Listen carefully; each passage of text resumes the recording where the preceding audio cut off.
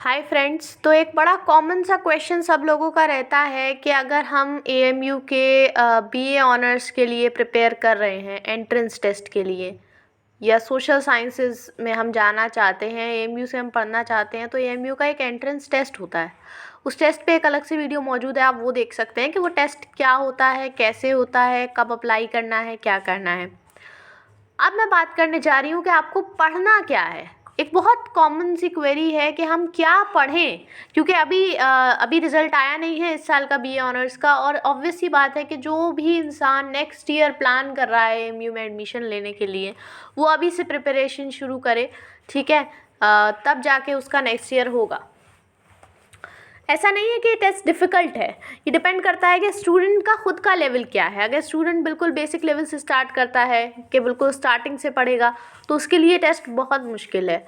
मतलब अगर उस वाकई वो वीक है, अभी तक 10th के लेवल तक उसने कुछ खास पढ़ाई नहीं की हुई है।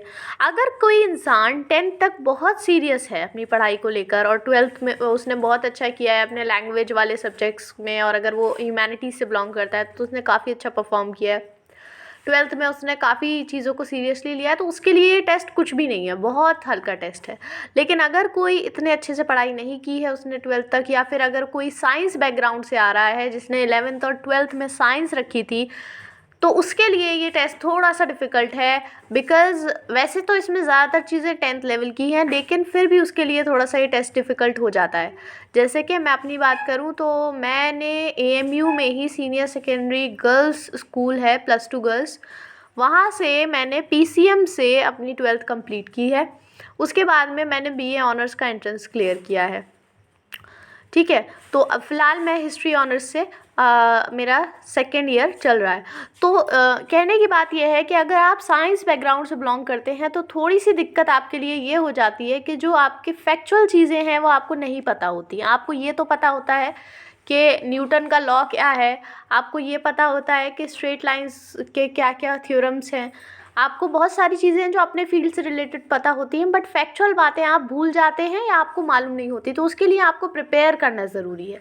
तो वही इस वीडियो में मैं आपको बताना चाहती हूँ कि आपको क्या पढ़ना है। ठीक है, बहुत क्लियर, क्योंकि जाहिर सी बात है अगर आप अलीगढ़ आना चाहते हैं तो कोई भी चीज़ इतनी ईजी नहीं होती है कि आप सोचें और आप टेस्ट देंगे, क्योंकि कंपटीशन का लेवल बहुत हार्ड होता है। अलग अलग बहुत शहरों से लोग अप्लाई करते हैं, बहुत मुश्किल से 400 बच्चे आई थिंक सेलेक्ट होते हैं। आई थिंक 400 होते हैं, मुझे एग्जैक्ट नंबर, मैं वो टेस्ट वाली वीडियो में आप देख लीजिएगा। तो बहुत मुश्किल है क्योंकि इतने सारे लोग कॉम्पीट कर रहे हैं, उसमें एक एक सीट पे हज़ारों बच्चों की लड़ाई है, तो आप कैसे उसमें करेंगे? तो उसके लिए आपको पढ़ाई करनी पड़ेगी प्रॉपर तरीके से। तो यस, ऑब्वियसली आपको पढ़ना क्या है, तो आपका जो सिलेबस है वो 4 पार्ट्स में डिवाइडेड है, 4 मेजर पार्ट्स में। आपको एक एक पार्ट को कॉन्कर करना होगा, एक एक पार्ट को पढ़ना होगा अच्छे से। पहला पार्ट है इंग्लिश लैंग्वेज। ठीक है, इंग्लिश लैंग्वेज में क्या पढ़ना होगा? ऐसा नहीं है कि हमारी तो इंग्लिश बहुत अच्छी है, ठीक है, उस तरीके की इंग्लिश नहीं, बल्कि जो आपका ग्रामेटिकल पोर्शन है वो अच्छा होना चाहिए। ठीक है, comprehension of paragraphs and sentence levels, identification of common errors, यानी जो छोटी छोटी मिस्टेक्स आपको दी जाएंगी, जैसे आपसे स्पेलिंग पूछी जा सकती है कि इसके सही स्पेलिंग बताइए। ठीक है, बहुत सारी छोटी छोटी चीज़ें जो आप इग्नोर करते हैं नॉर्मल लाइफ में, बट वो आपसे इस टेस्ट में पूछी जा सकती हैं। कॉम्प्रिहेंशन ऑफ पैराग्राफ, कोई पैराग्राफ आपको दे दिया जाए, उसका कॉम्प्रिहेंशन आपसे करवाया जाए। ठीक है, और ये पेपर पूरा आपका ऑब्जेक्टिव होता है। इसके अलावा आपका ग्रामर और उसका यूजेज, फिर आपकी वोकैबलरी। ठीक है, वर्ड फॉर्मेशन होना चाहिए, वैसे ये है ना, वर्ड फॉर्मेशन लिखा हुआ है, वर्ड फॉर्मेशन होना चाहिए। Synonyms, antonyms, pairing of words. ठीक है, सिनोनिम्स यानी कि समानार्थी शब्द, एंटोनिम्स यानी कि विलोम शब्द, पेयरिंग ऑफ वर्ड्स यानी कि दो वर्ड्स को पेयर करके जिसको संधि हम कह सकते हैं। ठीक है, सेंटेंस स्ट्रक्चर एंड कंस्ट्रक्शन, यानी सेंटेंस को किस तरीके से फॉर्म करते हैं, क्या लॉज होते हैं, कैसे कंस्ट्रक्ट करना है, प्रेपोजिशन, कंप्लीशन ऑफ सेंटेंसेस। तो ये सारी चीज़ें, इंग्लिश लैंग्वेज आपके लिए बहुत इंपॉर्टेंट है, ये सब चीज़ें आप कवर करें। अगर आप चाहें तो मैं इस पे हर टॉपिक पे एक वीडियो बना सकती हूँ और आपको अच्छे से समझा सकती हूँ कि किस टॉपिक में आपको क्या पढ़ना है और क्या स्किप करना है, क्योंकि हर चीज़ पे आपको इतना मटेरियल मिल जाएगा, इतना मटेरियल मिल जाएगा कि आप कंफ्यूज हो जाएंगे। ठीक है। तो आप चाहें तो आप कमेंट सेक्शन में मुझे बता सकते हैं अगर कोई क्वेरी है आपको इससे रिलेटेड। दूसरी चीज़ आपको जो पढ़नी है वो है general awareness and current affairs. ये बहुत इंपॉर्टेंट है। मैंने आपसे कहा फैक्चुअल बातें, तो फैक्चुअल बातें जो हैं वो यहीं से आती हैं, ठीक है। जनरल अवेयरनेस, क्योंकि आप जनरली हम जब 11th-12th हम कर रहे होते हैं अगर साइंस से, तो वो ऑब्वियसली उसका सिलेबस खुद इतना ज़्यादा है कि कोई और चीज़ को देख पाना बहुत मुश्किल हो जाता है। तो क्वेश्चन जो होते हैं वो CBSE करिकुलम पर बेस्ड होते हैं, SSC लेवल के, SSSC लेवल के, ठीक है। जिसमें आपके कुछ टॉपिक्स आते हैं जैसे कि Indian constitution, political theory, Indian polity, pre and post independence, contemporary world politics, human rights, archaeology and ancient India, history of medieval and modern India, introductory world history, human geography India, introductory physical geography, Indian physical environment, foundations of psychology, self and society, games and sports, awards and honors and abbreviations and acronyms, prominent books and authors।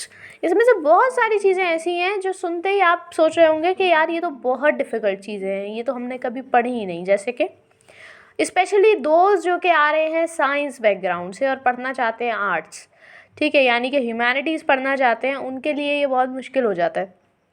Because 10th तक उन्होंने पढ़ी होती है but 2 साल का फासला बहुत होता है। तो इसलिए मैं हर टॉपिक पे एक डिटेल्ड वीडियो बनाऊंगी ताकि हर टॉपिक में आपको कितना पढ़ना है ये मैं एग्जैक्टली आपको समझा सकूं। ओके, इसके बाद आता है आपका रीजनिंग एंड इंटेलिजेंस। ये बहुत इंपॉर्टेंट पोर्शन है, इसको बिल्कुल भी स्किप नहीं करना है, इसको ध्यान से करना है। वर्बल रीजनिंग और verbal analogy, letter series, number series, syllogism and terms and propositions. तो ये सब चीज़ें बहुत इंपॉर्टेंट है। मैं ये इसमें भी आपके लिए एक वीडियो बना दूंगी अलग अलग। मैं आप लोग चाहेंगे तो मैं पूरा एक कोर्स बना दूंगी जिसमें आप पूरा कवर कर सकें इसको। इसके बाद आता है इंडो इस्लामिक कल्चर और Aligarh movement. Very very important topic, और मुझे नहीं लगता कि इससे ज़्यादा इंपॉर्टेंट इस टेस्ट में कुछ और है। बिकॉज अगर आप ये कवर कर लेते हैं तो थोड़ी सी तो आपका जनरल अवेयरनेस वाला पोर्शन कवर हो जाता है, ठीक।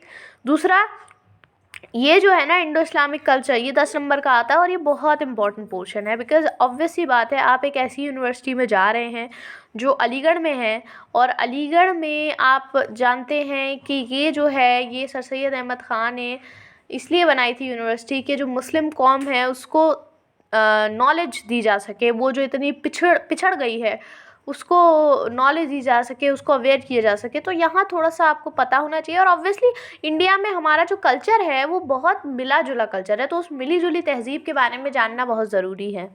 ये इस्लामिक नहीं है, ये इस्लामिक कल्चर यहाँ गलत लिखा हुआ है। ये कल्चर है हमारी हिस्ट्री, हमारा जो कल्चर है ना उसकी हिस्ट्री हमें पढ़नी है, ठीक है। तो main tenets of Islam, Sufism and bhakti movement, religious coexistence, Akbar, major medieval monuments, encounter with modern culture, sir Sayyid Ahmad Khan and his companions and Aligarh movement. ये सारी चीज़ें बहुत इंपॉर्टेंट है। मैं सब पे एक डिटेल्ड वीडियो बनाऊंगी अलग अलग हर टॉपिक के लिए, एंड आई होप ये वीडियो आपके लिए हेल्पफुल रहा होगा। दूसरी चीज़ जो मैं आपसे कहना चाहती हूँ, अगर आप प्लान कर रहे हैं तो प्लीज़ इसको लाइटली मत लीजिए, बिल्कुल प्रॉपर तरीके से प्लान कीजिए, प्रॉपर तरीके से पढ़ाई शुरू कीजिए और पढ़ना शुरू कीजिए, क्योंकि जो ख़ास तौर से जनरल अवेयरनेस वाला पोर्शन है वो बहुत इंपॉर्टेंट है, और इंडो इस्लामिक कल्चर वाला, ये दोनों पोर्शन फैक्चुअल हैं।